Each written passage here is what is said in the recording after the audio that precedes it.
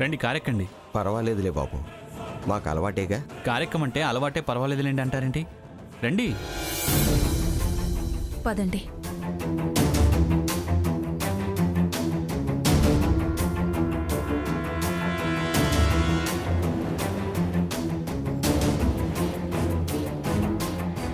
ఎక్కడికి వెళ్తున్నారు?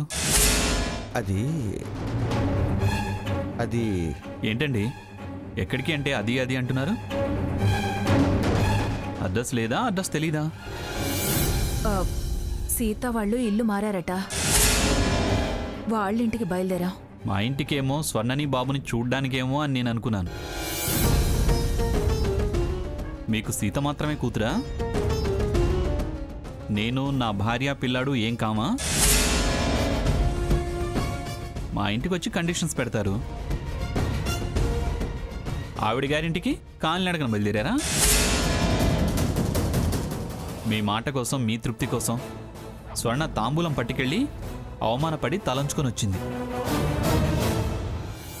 అవమానపడిందని పలకరించరు, కానీ అవమానించిన ఆవిడ్ని మాత్రం మెచ్చుకోవడానికి బయలుదేరారు. వాళ్ళ గురించి బయలుదేరిన వాళ్ళకి లిఫ్ట్ ఇవ్వాల్సిన అవసరం నాకు లేదు. వాళ్ళ కోసం తాపత్రయపడేవాళ్ళు నాకు నచ్చరు.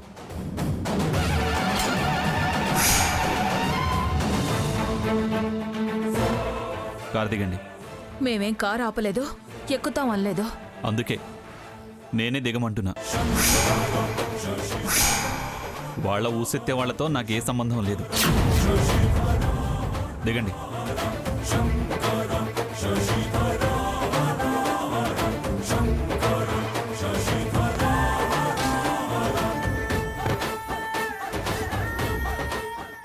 చూడండి, ఇద్దరూ సమానమే అన్నట్టు ప్రవర్తించేదాకా మీకు మాకు మధ్య సంబంధం ఇలాగే ఉంటుంది. వాళ్లని వెనకేసుకొస్తూ నా భార్యను తక్కువ చేసినా తప్పు పట్టినా ఆ తేడా మన మధ్య కనిపిస్తుంది. అల్లుడు గారు,